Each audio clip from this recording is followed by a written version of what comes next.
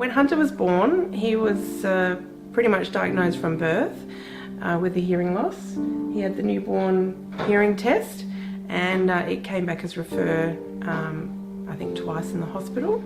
So from there they sent us to have an ABR on South Terrace, and that's when it was very much diagnosed that he had a unilateral hearing loss. I think I was very much in denial. I didn't understand how a computer could read what he was hearing. It was I was sad. I was sad when we found out.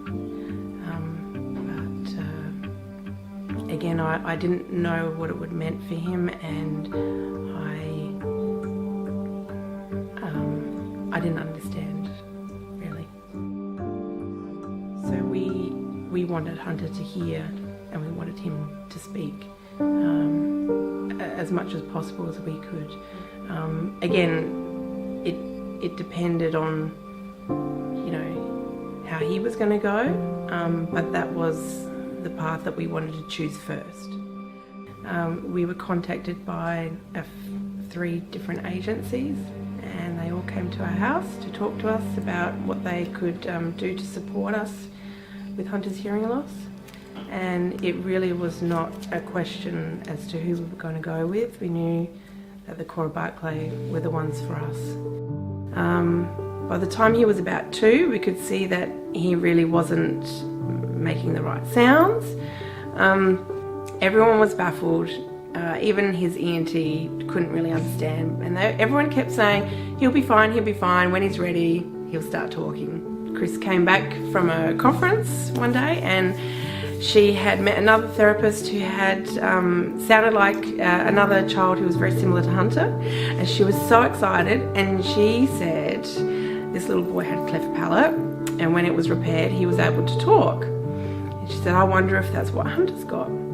So we looked further and further, and eventually the ENT gave us a recommendation to the craniofacial surgery, and they said yes, he has a cleft palate.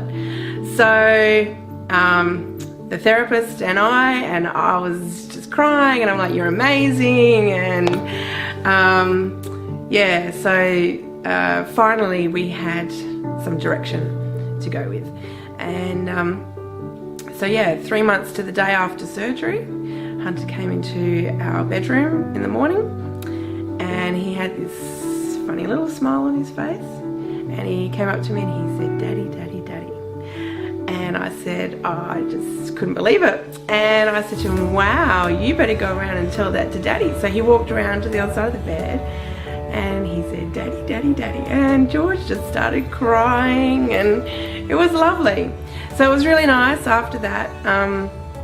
Then every therapy session we had, we really felt like we could go somewhere with that, you know, he could start achieving things.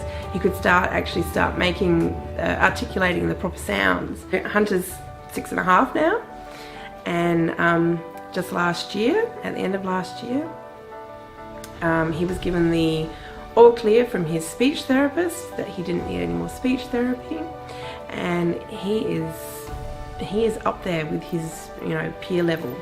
He is reading, he's writing, he's talking. He's not afraid to get up and talk in front of the class for show and tell. To all of you who are thinking of giving to the Cora Barclay Centre, or who have already given, I just want to say from the bottom of my heart, really big, big, big thank you. There's no way that I could have coped with this journey without the help of the Cora Barclay Centre and Hunter's therapist. Every donation makes a difference. It truly does. Thank you.